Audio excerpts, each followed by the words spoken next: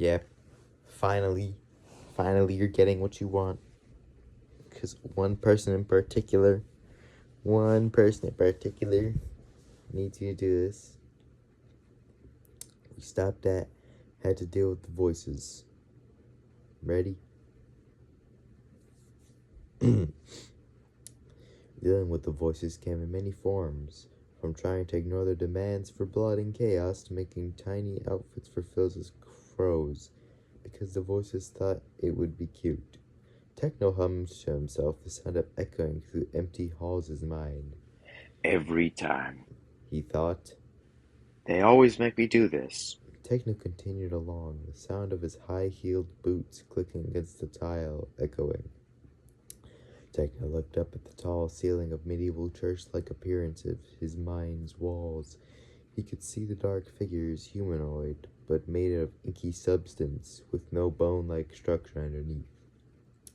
They sometimes hung from the ceiling, followed in his shadows, or stood, watching him in the halls, with red eyes, even though they lacked any other features of a face. These were the voices, at least the form they primarily took when Techno spoke with them inside his mindscape. Techno hummed, speaking up the black-bodied beings. I see you're all well. The voices murmured among themselves, a few speaking up the words overlapping like a chant. You visit us finally, blood god. More spoke up after them with ungendered tones. It's been so long. We haven't been fed in ages. Techno sighed.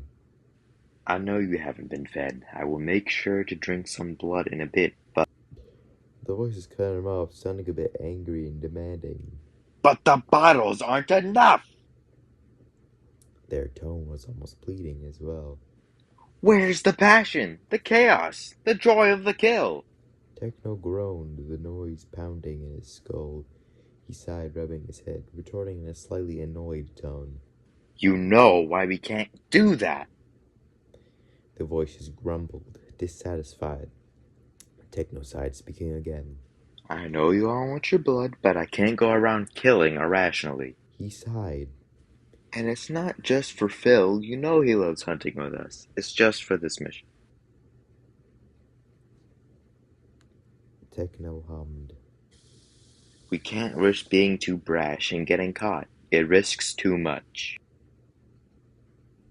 The voices grumbled, whispering among themselves, eventually speaking up. Fine, we'll be less demanding, but still try to get us our blood.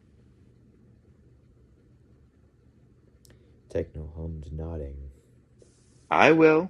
With that done, he was allowed to leave the confines of his mindscape.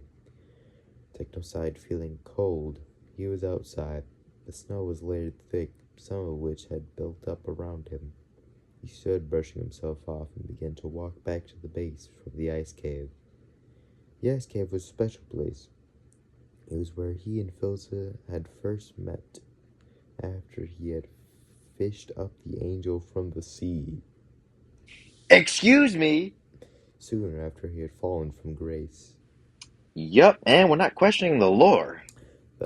That night, their relationship started as a rocky companions as they tried to survive. Then it led to a close friendship after their centuries These old people! of companionship, adventuring, and becoming well-known figures of anarchy. Next, they were boyfriends after a hasty confession from Techno, when the piglin was having a breakdown over his emotions. Yeah, don't think I didn't see what you did. Don't think I didn't see it. I saw it with 100%. And finally, fiancés, and then husband and husband, leaders and founders of the syndicate. They were happy being anarchists, causing chaos and enjoying nights together under the stars in passion. A few hours later, Techno had eventually made his way back to the syndicate base, snow dropping onto the floor of the entrance as a large wooden door closed behind him. He snorted softly, shaking some of the snow off. He could already hear the soft padding of his partner's feet against the floor. As expected, Techno saw Philza pop out from under the corner looking at him, expectantly. You were gone for a while. I got worried. The avian spoke in a slightly sheepish tone. It's fine. Techno replied nonchalantly. Yeah, this moment my entire body just stopped working and my mind went completely blank. Right. He stepped closer to Philza, resting against the fallen angel's warm body. Philza chuckled slowly, moving the pair up to their nest room.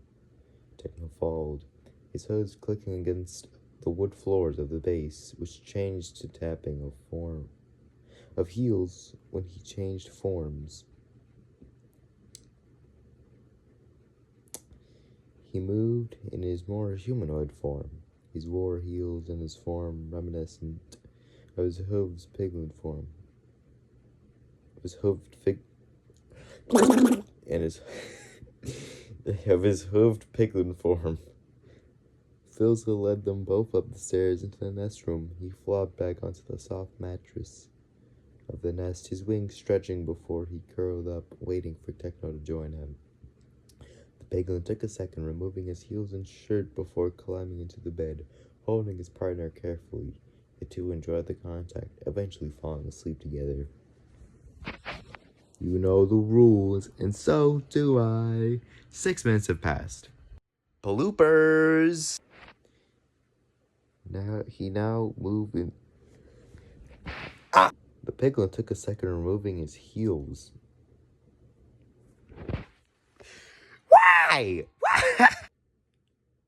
While I love making emotionally unstable gay dudes, heart. Who do you think I am? They were happy being anarchists, causing chaos and enjoying nights alone together under the stars with passion.